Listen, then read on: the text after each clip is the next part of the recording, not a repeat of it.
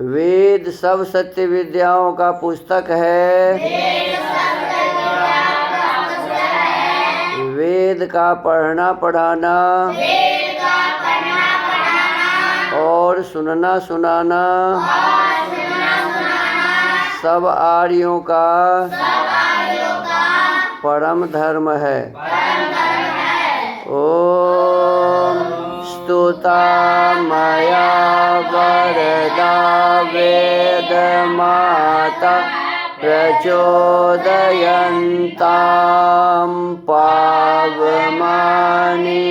द्विजानाम् आयो प्राणं प्रजां पशुं कीर्तिं द्रविणं ब्रह्मवर्चसं मह्यं दत्त्वा व्रजत ब्रह्मलोकम्।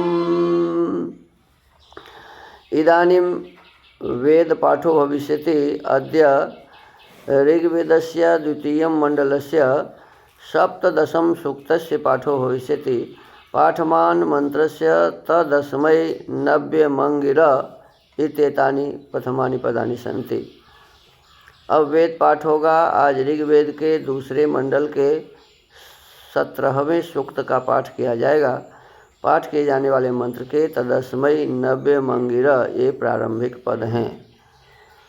इस सूक्त के ऋषि हैं गृत्समदः, देवता इंद्र, छंद है 1, 5, 6 का विराट जगति, 2, 4 का निश्चित जगति, 3, 7 का भूरिक त्रिष्टुप, 8 का निश्चित पंक्ति और 9 का त्रिष्टुप। स्वर है 1, 2, 4 से 6 निषादः, 3, 7, 9 का धैवतः, 8 का पंचमः। ओम तदस्मै नव्यमङ्गिर स्वदर्शत सुष्मायदस्य प्रत्नथोदीरते विश्वायद्गोत्रा सहसा परिवृता मदे सोमस्य दृङ्हितान्यैरयत्। ओम स भूतुयोः प्रथमाय स ओजोमिमानो महिमानमातिरात्। शूरो यो युत्सु तन्वं परिव्यत शीर्षणिद्यां महिना प्रत्यमुञ्चत। ओम अधा कृणोः प्रथमं वीर्यं महद्यदस्याग्रे ब्रह्मणा सुष्मवैरयः। रथेष्ठेन हर्यश्वेन विच्युताः प्रजीरयसिस्रते सध्र्यक् पृथक्। ओम अधायो विश्वा भुवनाभिमज्मने शानकृत् प्रवया अभ्यवर्धत। आद्रोदसी ज्योतिषा वह्निरातनोत् सीव्यन्तमांसि दुधिता समव्ययत्। ओम स प्राचीनान् पर्वतान् दृङ्हदोजसाधराचीनमकृणोदपामपः। अधारयत् पृथिवीं विश्वधाय समस्तभ्नान्माययाद्यामवस्त्रसः। ओम सास्मा अरं बाहुभ्यां यं पिता किनोद्विश्वस्मादाजनुषु वेदसस्परि। येना पृथिव्यां न कृविंशयध्ये वज्रेण हत्व्यवृणक्तु विश्वणिः। ओम अमाजुरिव पित्रोः सचा सती समानादा सदसस्त्वामि ये भगम्।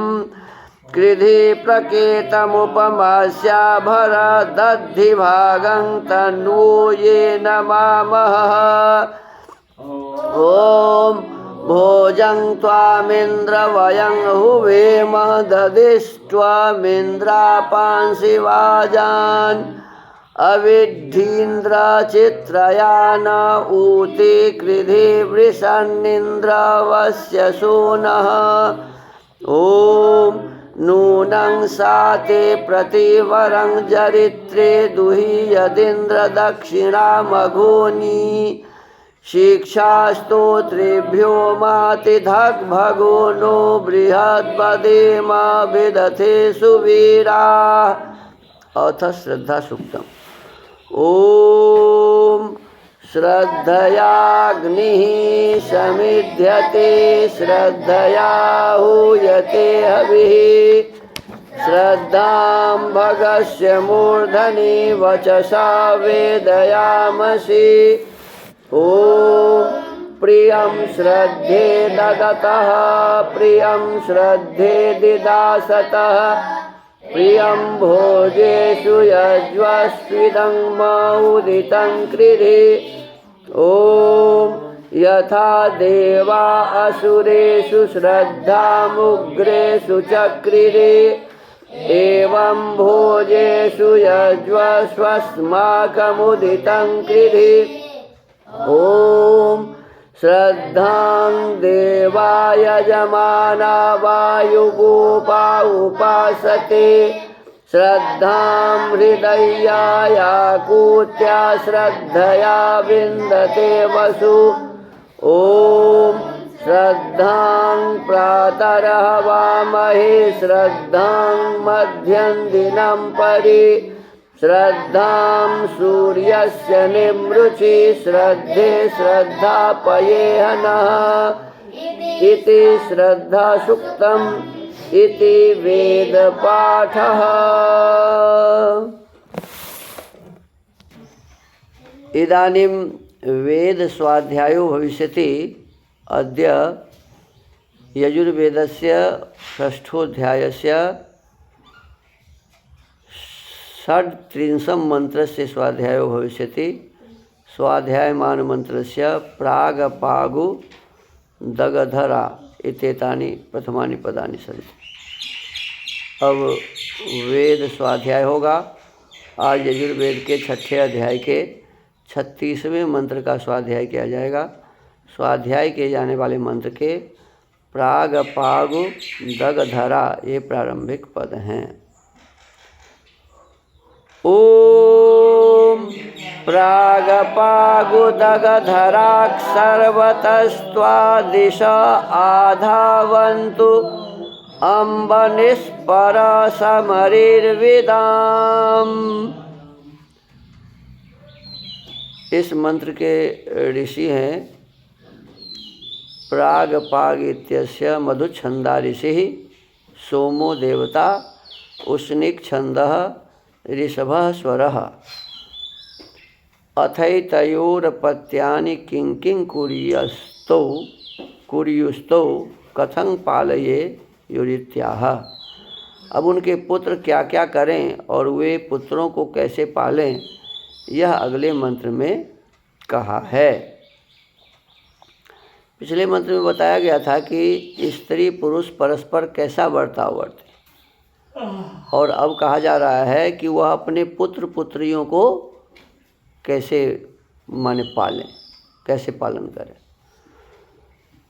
तो इसमें महर्षि दयानंद सरस्वती जी इसका पदार्थ लिखते हैं। हे अम्ब, प्रेम से प्राप्त होने वाली माता। अम्ब का मतलब क्या लिखा? प्रेम से प्राप्त होने वाली माता, जो तेरी अरीह संतानादि प्रजा। अरीह का मतलब क्या लिखा? संतानादि प्रजा। संतानादि का मतलब हो जाता है कि घर में जो कोई भी है संतान है, नौकर भी लोग को होता है, वो भी प्रजा ही है, और भी जो लोग हैं सभी प्रजा हैं। तो कहते हैं संतानादि प्रजा। प्राक पूर्व, प्राक का मतलब पूर्व दिशा।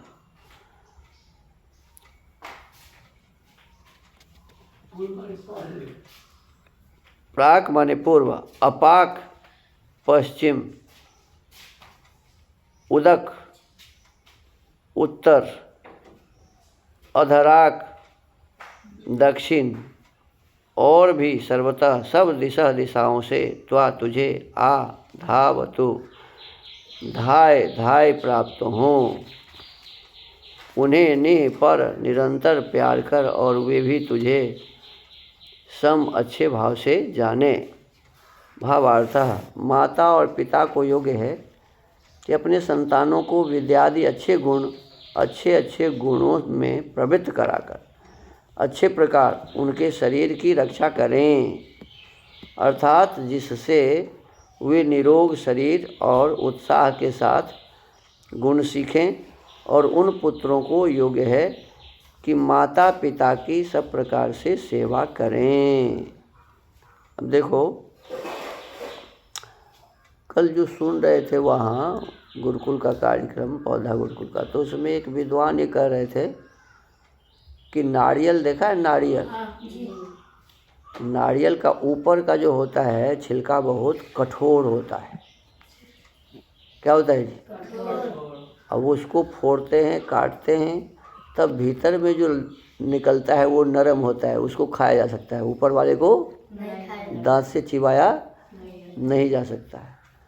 तो कहते हैं कि गुरु जी का हृदय कैसे होता है, उसी प्रकार ऊपर से तो कठोर पिटाई करेंगे, लेकिन भीतर में हृदय में भाव क्या होता है कि हमारा ये बच्चा सब प्रकार के बुराइयों से बच के रहे।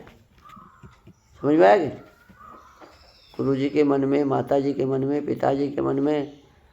अच्छा, माँ बच्चों को मारती है कि नहीं? मुंह में मारती है,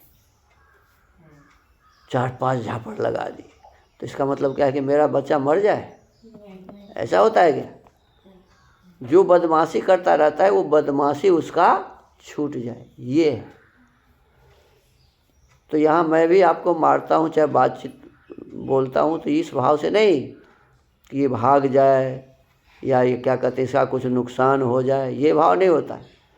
भाव क्या होता है कि बच्चों में जो गलत भाव है ये ठीक हो जाए। अब देखो कैसे टेढ़ा होके बैठते हैं ब्रह्मचारी, अब इसीलिए बोलते हैं तो आपको कष्ट होता है, लेकिन हम नहीं बोलेंगे तो बोलेगा कौन है? और ऐसे टेढ़े बैठे बैठे जल्दी बूढ़े हो जाओ। टेढ़ा बैठने वाला जल्दी बूढ़ा होता है। देखो बाबा 80 बरस के हो गए फिर भी बिल्कुल सीधा बैठते हैं। जो जितना सीधा बैठेगा वो उतना स्वस्थ रहेगा, उसकी आयु उतनी लंबी होगी। समझ आ रहा है कि नहीं? वो उतने दिनों, अधिक दिनों तक स्वस्थ बना रहेगा, युवा बना रहेगा। तो इसीलिए हमेशा कैसे बैठना चाहिए जी? सीधा बैठना चाहिए। देखिए इसमें कहा कि माता पिता और गुरु जी का भी क्या कर्तव्य है। यहाँ माता पिता का विशेष कहा है, गुरु जी मैं जोड़ दिया हूँ। को योग है कि अपने संतानों को विद्यादि अच्छे गुणों में, माने विद्या तो हुआ चारों वेद, विद्या की पुस्तक कौन है जी?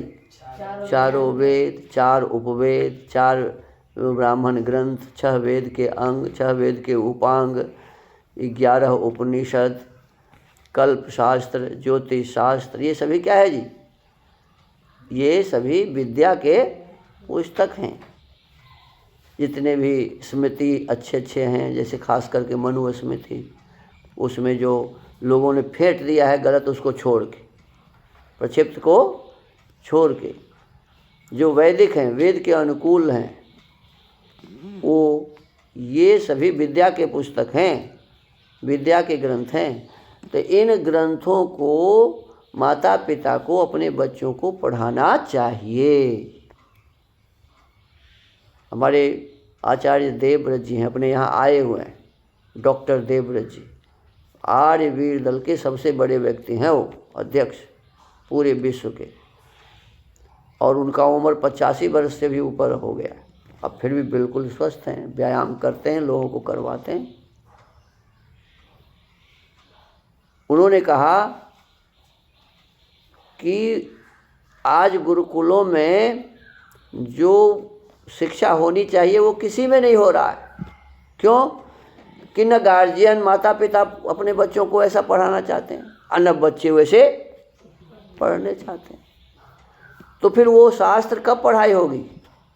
कभी भी पढ़ाई नहीं हो सकती। उन्होंने एक अच्छा सजेशन दिया वहाँ जो विद्वान थे कि आप फलाना चीज़ पढ़ाइए क्योंकि आप योग्य हैं, आप फलाना चीज़ पढ़ाइए, लेकिन उनके बातों का समर्थन ढंग से कोई नहीं किया। ये दुख की बात है। वहाँ जितने भी लोग बातें कर रहे थे, जो मंच का संचालन कर रहे थे अपने आचार्य हैं गुरुकुल पौंधा के, उनके बातों का समर्थन उन्हें कस के करना चाहिए था। उनके बातों के समर्थन में वो कुछ बोले ही नहीं। तो इससे क्या हो जाता है कि जो वक्ता जो बात बता रहे थे उस बात का महत्व घट जाता है। वक्ता जो बात कह रहे हैं और उसका समर्थन यदि नहीं किया जाए तो उसका महत्व क्या हो जाता है जी? घट जाता है। तो हमारे आचार्य जी को उसका समर्थन करना चाहिए था, लेकिन उनके बातों का कोई भी उत्तर उन्होंने नहीं दिया, दूसरी बात शुरू कर दिए। तो उनका बात ज्यों का त्यों रह गया। फिर बाद में आचार्य प्रणवानंद जी ने इसको कहा थोड़ा सा। सूर्या देवी, डॉक्टर सूर्या देवी चारों वेद जानती हैं, चतुर्वेदा उनका नाम ही है, चारों वेद कंठस्थ है उन्हें। तो आचार्य सूर्या देवी जी भी बहुत चिंता व्यक्त की कि कोई बच्चा पढ़ना नहीं चाहता है तो कैसे बच्चों को पढ़ाया जाए। कोई गार्जियन अपने बच्चों को पढ़ाने देना नहीं चाहता है तो कैसे बच्चों को पढ़ाया जाए।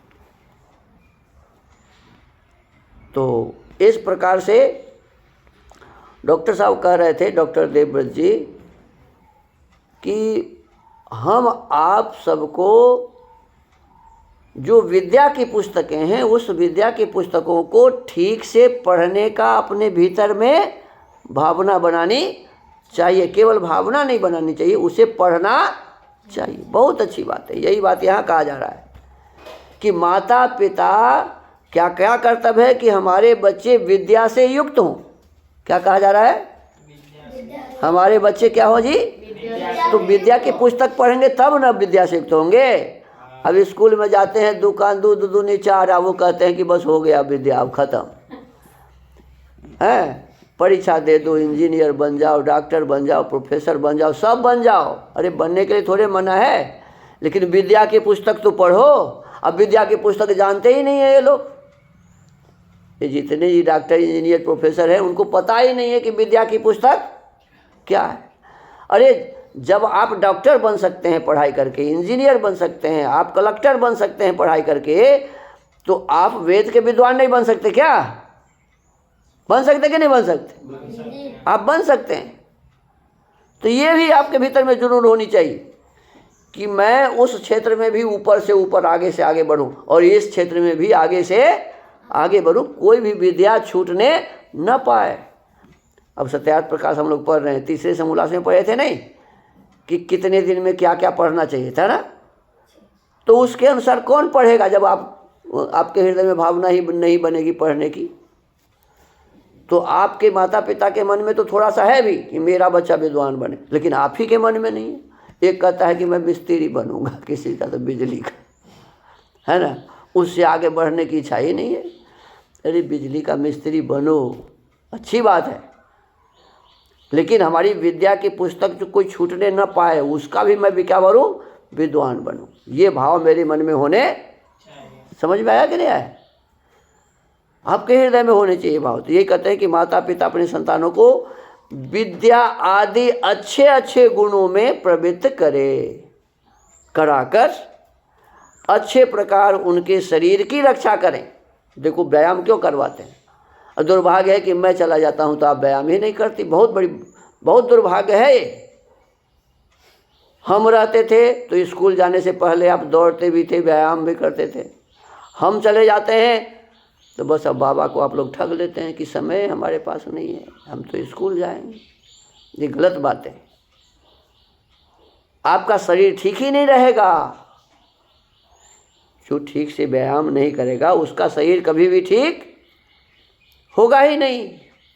तो इसीलिए कहते हैं कि शरीर की रक्षा करें। कैसे होगी रक्षा जी?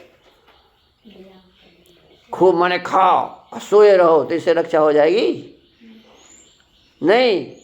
शरीर की रक्षा होती है ब्रह्मचर्य के धारण करने से, पौष्टिक पदार्थ खाने से, निद्रा समय से आ जाए आपको, माने समय से सोइए और समय से जगिए।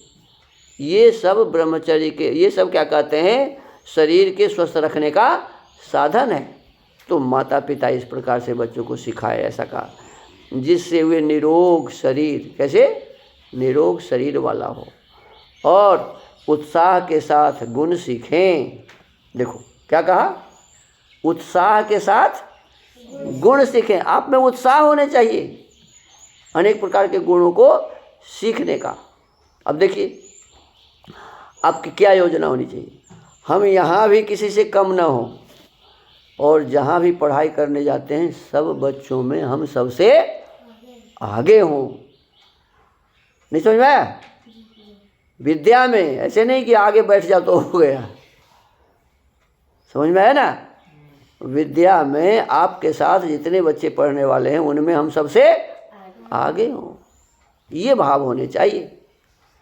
अभी से अभी भावना बनाइए कि मैं सबसे आगे रहूँगा, सबसे तीव्र बुद्धि मेरी है, मैं सबसे अधिक मेहनत परिश्रम करूँगा, ऐसे होता है। तो कहते हैं कि उत्साह के साथ गुण सीखें। क्या समझ में आया? बच्चों के मन में क्या होना चाहिए जी, कि हम निरोग रहें, या माता पिता के मन में होने चाहिए, गुरुजनों के मन में होने चाहिए कि मेरे बच्चे निरोग रहें और उत्साह के साथ गुण को सीखें और उन पुत्रों को योग्य है। अब ये तो माता पिता जी का काम है, आचार्य जी का। अब पुत्र का क्या काम है, बच्चों का क्या काम है? पुत्रों को योग्य है कि माता पिता की सब प्रकार से सेवा करें। अब आप लोग तो पानी भी नहीं पिलाना चाहते हैं, क्या सेवा होगी बताओ? आप लोगों को ये हृदय में भाव बननी चाहिए। देखो माता पिता गुरुजन बच्चों के विकास के लिए काम करें और बच्चों का क्या काम है, गुरुजनों का ध्यान रखें। अब बाबा खाए नहीं, सब बैठ गया, खा पी लिया, कहा बाबा अब तो है ही नहीं आपके खाने के लिए, बताओ हैं क्या जी? अच्छी बात है क्या? नहीं। तो अपने गुरुजनों की सेवा करें, माता पिता की सेवा करें। बहुत अच्छी बातें थी। तो आज के इस वेद स्वाध्याय के क्रम को यहीं विराम देते हैं। आप लोगों के हृदय में प्रभु सुंदर श्रेष्ठ भाव भरें और आप अपने जीवन को बहुत बढ़िया बनाएं। तो कितनी अच्छी बातें आज के वेद मंत्रों में कही। माता पिता गुरुजन भी ध्यान रखें और बच्चे भी ध्यान रखें, तभी तो आप आगे बढ़ेंगे ना। अब हम कहते हैं सीधे बैठे तो आप ज़बरदस्ती टेढ़े हो जाते हैं। अब बताओ, तो आप ही के मन में भावना नहीं बनेगी तो कैसे आप सीधे बनेंगे? तो इस प्रकार से आज के इस वेद के स्वाध्याय को यहीं विराम देते हैं। ओम। महर्षि दयानंद सरस्वती जी ने अमर ग्रंथ सत्यार्थ प्रकाश की रचना की है और इस सत्यार्थ प्रकाश के 5वें समोल्लास का हम सभी स्वाध्याय कर रहे हैं। प्रकरण संन्यास का चल रहा है। इसमें बताया है कि सन्यासियों का मुख्य कर्म यही है कि सब गृहस्थादि आश्रमों को सब प्रकार से व्यवहारों का सत्य निश्चय करा, अधर्म व्यवहारों से छुड़ा, सब संशयों का छेदन कर सत्य धर्म युक्त व्यवहारों में प्रवृत्त कराया करें। देखो एक सन्यासी का क्या कर्तव्य यहाँ बताया। सन्यासियों का वैसे बहुत सारे धर्म है, लेकिन विशेष धर्म कहा कि सन्यासियों का विशेष धर्म क्या है? तो विशेष धर्म है धीरे धीरे सब संग दोषों को छोड़। किसी भी प्रकार का संग दोष सन्यासी में नहीं होना चाहिए। संगत से रंगत होता है, जैसा करेंगे संग वैसा ही चढ़ेगा क्या, रंग। तो सन्यासियों को क्या बताया गया कि सब संग दोषों को छोड़ दे, किसी भी बुरे आदमी का रंग उनके ऊपर नहीं चढ़ना। समझ में आया कि नहीं? ये है शोक आदि सब द्वंद्वों से विमुक्त हो जाए। माने कोई मर गया तो रोने लगा, तो सन्यासी किस चीज़ का, समझ में आएगा? कोई जब मर गया और रोने लगा तो किस चीज़ का सन्यासी?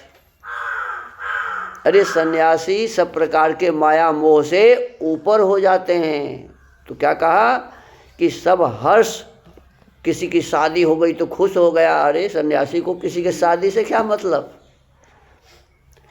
तो न कभी खुश होना चाहिए किसी विशेष परिस्थिति से, और न कभी रोना धोना चाहिए, शोक आदि करनी चाहिए।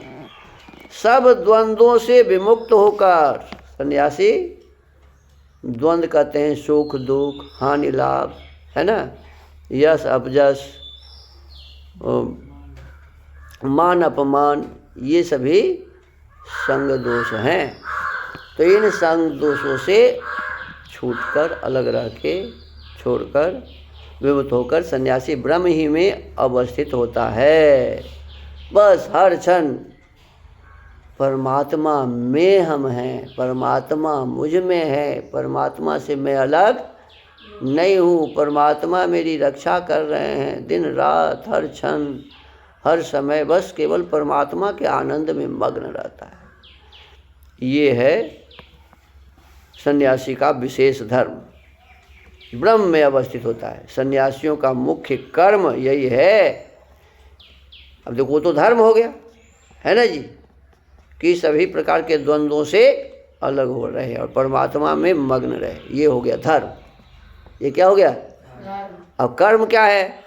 तो कहा कि गृहस्थ आदि जो आश्रम हैं, गृहस्थ, ब्रह्मचर्य, वानप्रस्थ, इन सभी आश्रम वालों को सब प्रकार से व्यवहारों का सत्य निश्चय करा कि यह करना चाहिए, यह नहीं करना चाहिए, यह ठीक है, यह गलत है, गलत को छोड़ दीजिए, अच्छाई को धारण करिए। ये सन्यासियों का काम है। आज सन्यासी अपना इस काम को छोड़ दिया है, खाली भीख मांगते घूमता है, इतना रुपया दे दो, इतना रुपया दे दो, ये करेंगे वो करेंगे, और असली काम छोड़ा हुआ है।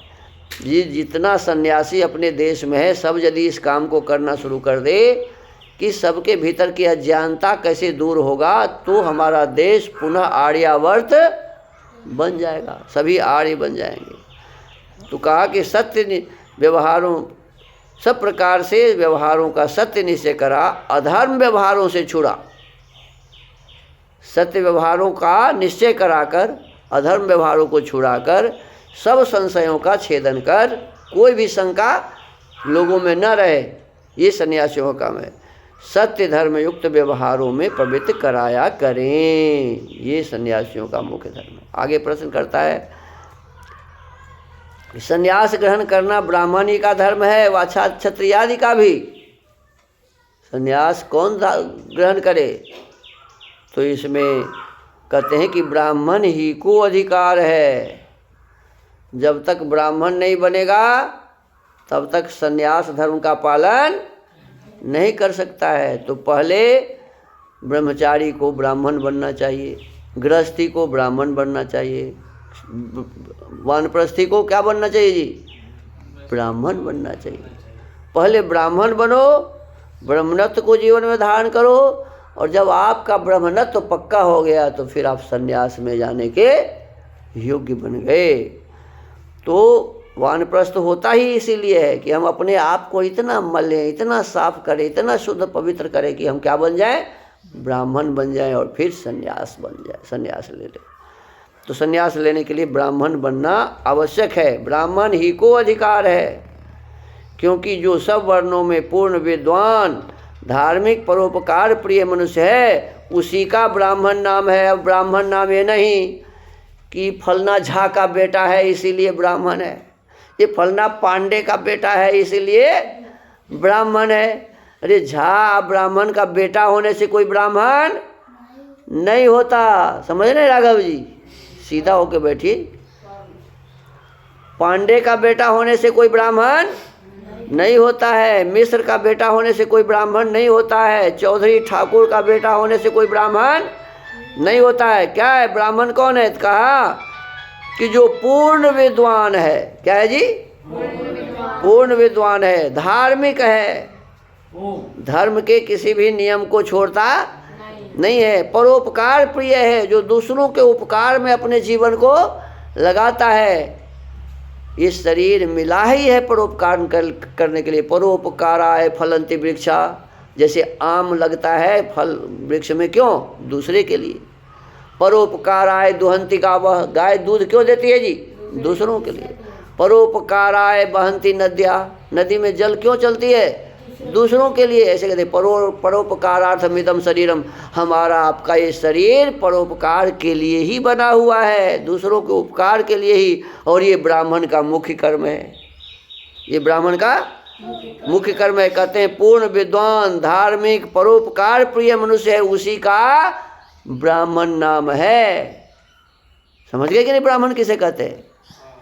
बिना पूर्ण विद्या के धर्म, परमेश्वर की निष्ठा और वैराग्य के संन्यास ग्रहण करने में संसार का विशेष उपकार नहीं हो सकता। कहते हैं जो पूर्ण विद्वान नहीं है, माने पूर्ण विद्या जिसके पास नहीं है, जो धार्मिक नहीं है, जो परमेश्वर में निष्ठा जिसकी नहीं है, जो वैराग्य अपने जीवन में धारण नहीं किया हुआ है, कहते हैं वह संन्यास ग्रहण करके भी संसार का ठीक से उपकार नहीं। आज यही तो हो रहा है, खाली कपड़ा रंगा लेता है लोग, हैं? दाढ़ी बढ़ा लिया, कपड़ा रंगा लिया, केस बना लिया, चंदन बना लिया, कहा मैं सन्यासी। अरे ऐसे सन्यासी जहन्नुम में चला जाए। ऐसे सन्यासियों से इस देश का कभी कल्याण होने वाला नहीं है। कौन सन्यासी इस देश का कल्याण कर सकता है? तो लिखा जो धर्म से युक्त हो, जो विद्या से युक्त हो, जो पूर्ण विद्वान हो, जो परमेश्वर में निष्ठा रखता हो, जो वैराग्य जिसके जीवन में हो, ऐसे सन्यासी जब सन्यास ग्रहण करेंगे तो संसार का कल्याण होगा, अन्यथा संसार का विशेष उपकार नहीं हो सकता। इसीलिए लोक श्रुति है कि ब्राह्मण को सन्यास का अधिकार है, अन्य को नहीं। समझ गए ना? अब इसी विषय वस्तु को अब आगे बढ़ाएंगे। आज के इस सत्यार्थ प्रकाश स्वाध्याय के क्रम को यहीं विराम देते हैं। ओम। महर्षि वाल्मीकि जी ने रामायण की रचना की है और इस वाल्मीकि रामायण के बाल कांड का हम सभी स्वाध्याय कर रहे हैं। पिछले दिनों 65वें सर्ग को समाप्त करते हुए बताया गया था कि मिथिलापति विदेहराज जनक ने मुनि श्रेष्ठ विश्वामित्र से पूर्वोक्त बात कहकर अपने उपाध्याय और बंधु बांधवों के साथ उनकी शीघ्र ही परिक्रमा की। फिर वहाँ से वे चल दी। तत्पश्चात धर्मात्मा विश्वामित्र भी महात्माओं से पूजित होकर श्री राम और लक्ष्मण के साथ अपने विश्राम स्थान पर लौट गए। समय हो गया था और इसीलिए कहा कि जप करने वालों में श्रेष्ठ महातेजस्वी मुने आपका स्वागत है। कल प्रातःकाल फिर मुझे दर्शन दें, इस समय मुझे जाने की आज्ञा प्रदान करें, ऐसा आदेश लेकर के और फिर वो चले गए।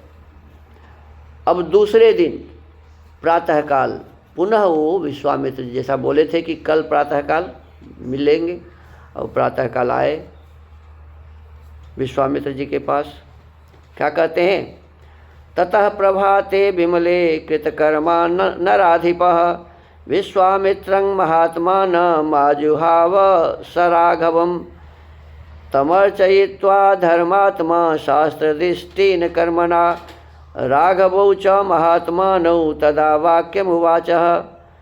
तदनंतर दूसरे दिन निर्मल प्रभात काल आने पर धर्मात्मा राजा जनक ने अपना नित्य नियम पूरा करके, इसका मतलब समझो। पहले ज़माने में नित्य नियम क्या होता था जी?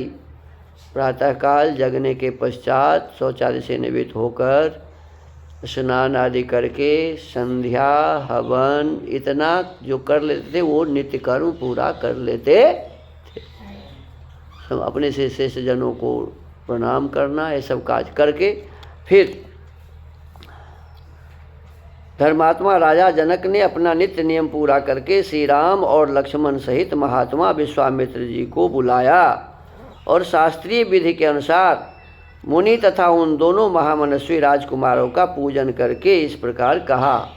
इस बार वो स्वयं ही उन्हीं लोगों को अपने पास नित्य कर्म के बाद बुलाए और उनका पूजन करके मतलब फूल पानी चढ़ाया, आदर सत्कार सम्मान करके जल पीजिए, बैठिए, पैर धोइए, ये सब।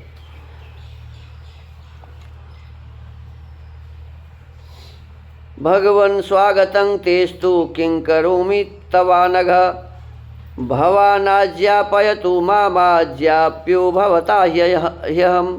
भगवान आपका स्वागत है, निष्पाप महर्षि आप मुझे आज्ञा दीजिए, मैं आपकी क्या सेवा करूं, क्योंकि मैं आपका आज्ञा पालक हूं। अब देखो एक विद्वान के पास एक राजा क्या कर रहे हैं, माने राजा कितना भी बड़ा हो तो विद्वान का स्थान उससे ऊंचा ही होता है। इसीलिए कहे स्वदेशे पूजते राजा विद्वान सर्वत्र पूजते। तो अब महाराज जनक जी विश्वामित्र से कह रहे हैं कि मैं तो आपके आदेश का पालन करने वाला हूँ, मैं आपकी क्या सेवा करूँ बताइए। एवं मुक्तः स धर्मात्मा जनकेन महात्मना प्रत्युवाच मुनि श्रेष्ठो वाक्यं वाक्य विशारदः। महात्मा जनक के ऐसा कहने पर बोलने में कुशल धर्मात्मा मुनि श्रेष्ठ विश्वामित्र ने उनसे यह बात कही। पुत्रौ दशरथस्येमौ क्षत्रियो लोक विश्रुतौ द्रष्टुकामौ धनुः श्रेष्ठं यदेतत्त्वयि तिष्ठितः। महाराज राजा दशरथ के ये दोनों पुत्र विश्वविख्यात क्षत्रिय वीर हैं। अब देखो क्या कर रहे हैं, ध्यान दो।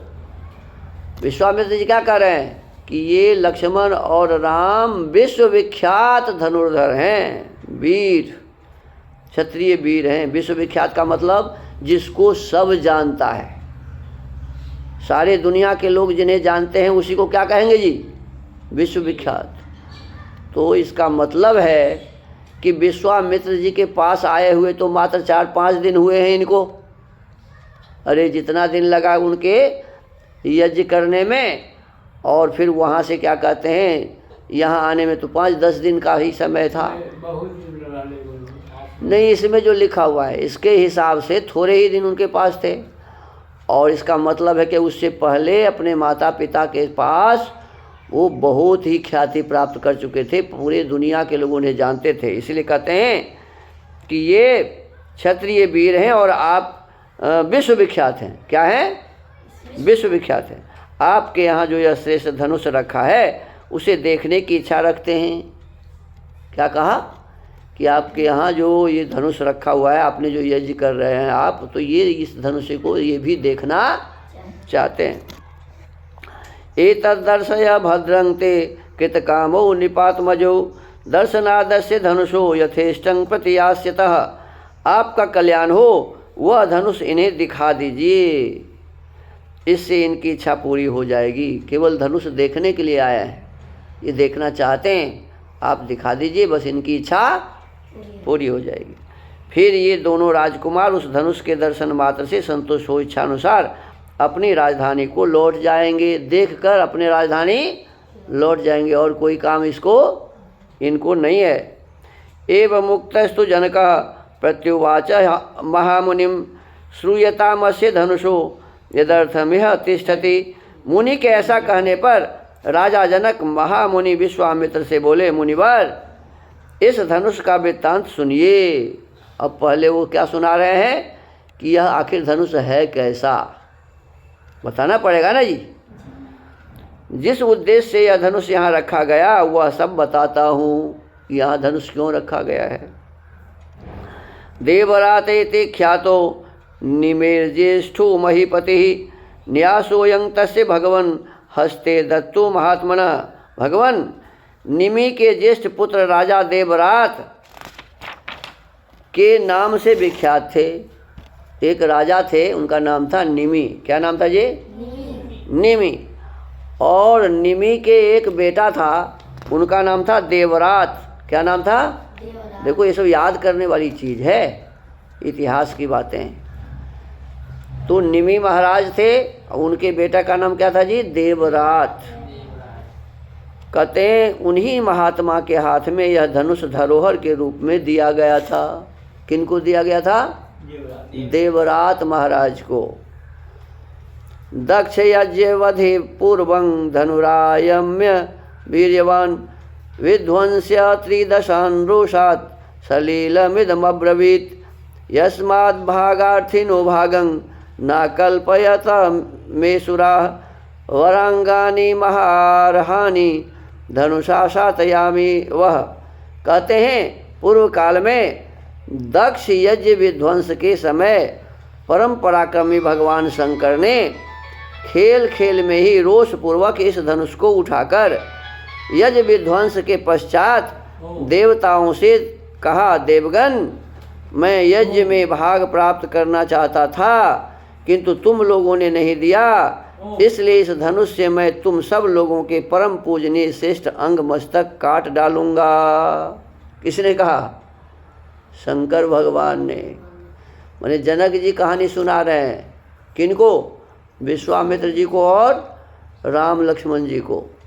क्या बताया कि एक निमि राजा थे, निमि के पुत्र का नाम देवरात था।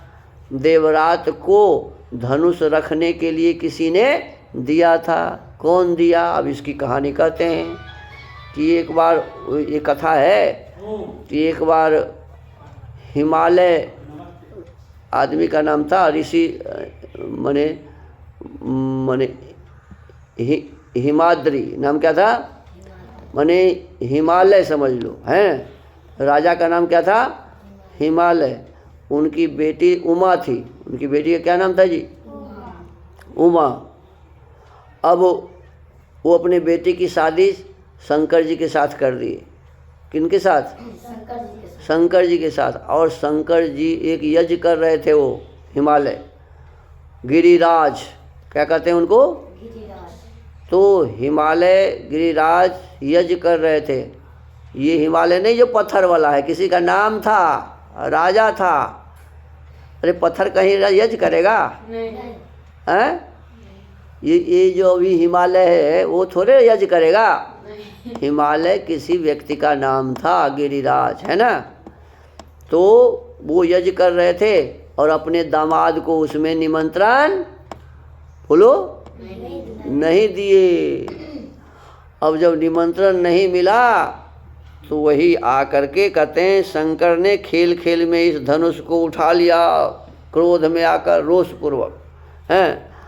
और सभी देवताओं को बोले कि तुम लोग इसमें क्यों आया जब मैं नहीं आया तो, और तुम इसमें आ गया इसीलिए अब तुमको क्या करेंगे? तुम सभी को गर्दन से धार अलग कर देंगे, मस्तक काट डालूंगा। समझ में क्या कि नहीं? अब इतने, अब धनुष से उसका मस्तक काटने के लिए तैयार हो गए। अब आगे क्या होगा ये अब कल बताएंगे, ठीक है। आज के इस वाल्मीकि रामायण के स्वाध्याय के क्रम को यहीं विराम देते हैं। ओम।